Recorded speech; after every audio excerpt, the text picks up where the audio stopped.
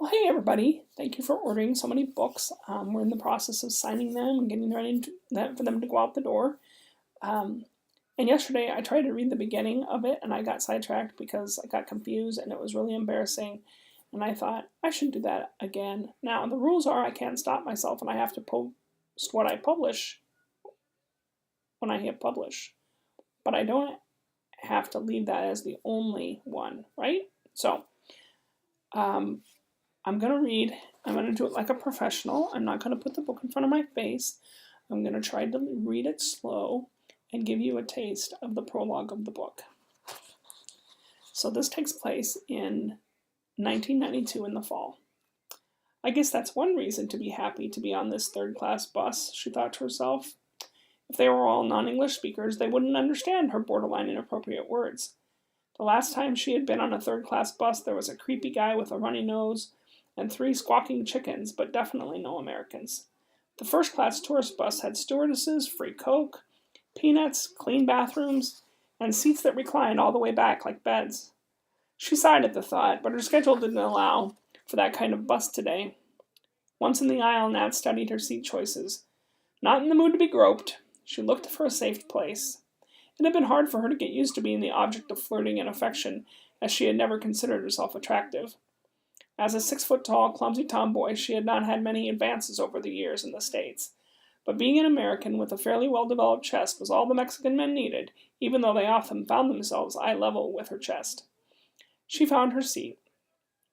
A wispy girl of maybe 11 was only taking up a third of a seat in the 8th row, far enough away not to see the scary turns, but not close enough to the back to suffer from motion sickness. She quietly sank into the seat, closed her eyes, and thought about the past week.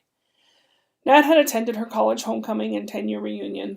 While it had been well worth her time, she ended her weekend with her friends feeling like life had left her behind. Her former classmates were married, parenting several children, deeply in love with their spouses, and enjoying all the good things money can buy. Their lives were so different from hers. Thinking of the children at the orphanage where she served as doctor, and since the beloved founder had passed away, the interim director, she realized how much she longed to be a mom.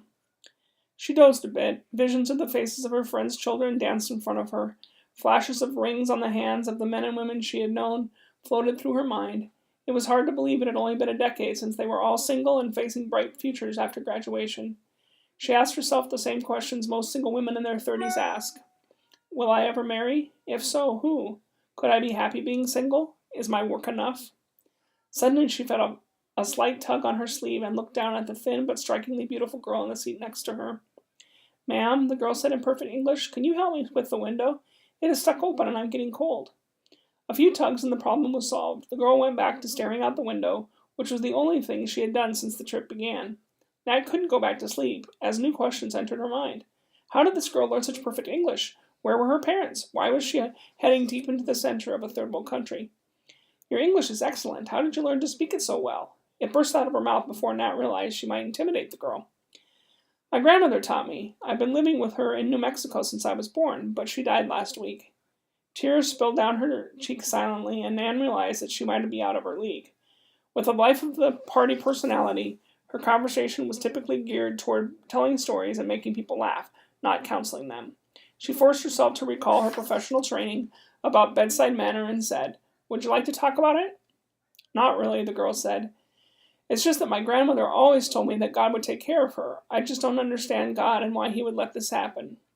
After a few moments, Nat said, We will never completely understand God.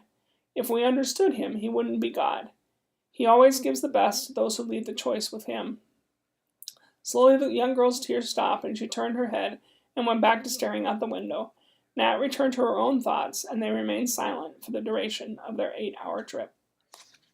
And that is the prologue for the book called Little Did She Know, that you can get on our website. And this is also the only somewhat professional book launch video that I have made. I hope that hearing the first part of the book makes you want to buy it. You can get it at bartandclaudiafletcher.com. It's also available on the Kindle, and I'm working on the Nook and the iBooks bookstore. Have a great day and a great weekend, everybody.